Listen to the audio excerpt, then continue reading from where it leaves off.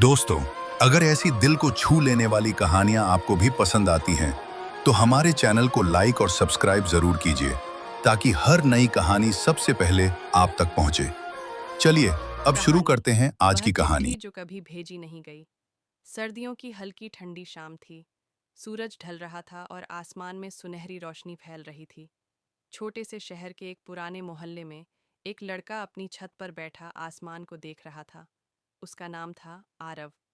आरव हमेशा से थोड़ा चुप चुप रहने वाला लड़का था। लोग उसे समझ नहीं पाते थे क्योंकि वह ज्यादा बोलता नहीं था, लेकिन उसके दिल में बहुत कुछ चलता रहता था। उसके हाथ में एक पुरानी डायरी थी। उस डायरी में एक चिट्ठी रखी थी। ऐसी चिट्ठी जो उसने लिखी तो थी, लेकिन कभी भेजी नहीं। नई शुरुआत कुछ साल पहले की बात है। उसी शहर में एक नई लड़की आई थी, सिया। सिया की मुस्कान ऐसी थी जैसे सुबह की पहली किरण। वह सबसे हंसकर बात करती, हर किसी की मदद करती। स्कूल का पहला दिन था। टीचर ने सिया को आरव के बगल में बैठा दिया। हाय, मैं सिया, उसने मुस्कुराकर कहा। आरव ने धीरे से जवाब दिया, हाय।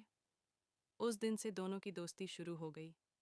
धीरे धीरे दोनों साथ स्कूल जाते, साथ लाइब्रेरी में बैठते और सपनों की बातें करते। सिया का सपना था अपनी माँ के लिए एक बड़ा घर खरीदना।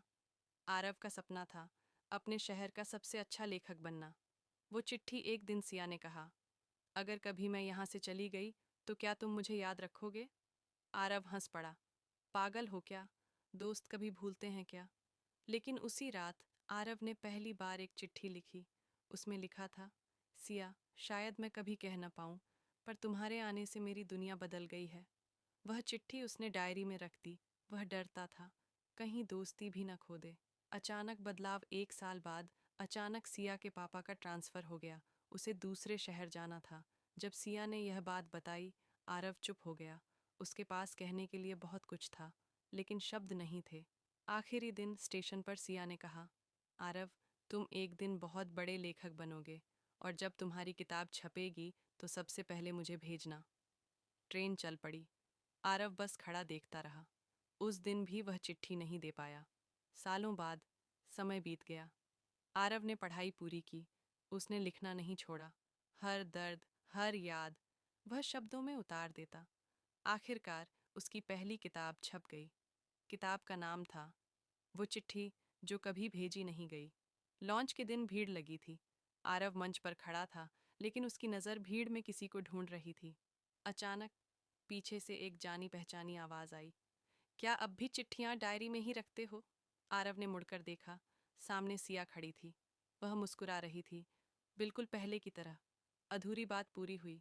सिया ने कहा, तुमने किताब तो भेजी नहीं, इसलिए खुद ही आ गई। आरव की आंखों में नमी आ गई। वह पहली बार बिना डरे बोला, इस बार चिट्ठी डायरी में नहीं रखूंगा। और उसने अपनी किताब का पहला पन्ना खोला। उसमें वही पुरानी चिट्ठी छपी थी। सिया ने पढ़ा और धीरे से कहा, कुछ बातें देर से सही, पर जब पूरी होती हैं तो जिंदगी खूबसूरत बना देती हैं। सीख, कभी कभी हम डर की वजह से अपने दिल की बात कह नहीं पाते, लेकिन सच्ची भावनाएं, चाहे जितना वक्त लगे, अपना रास्ता ढूंढ ही लेती हैं।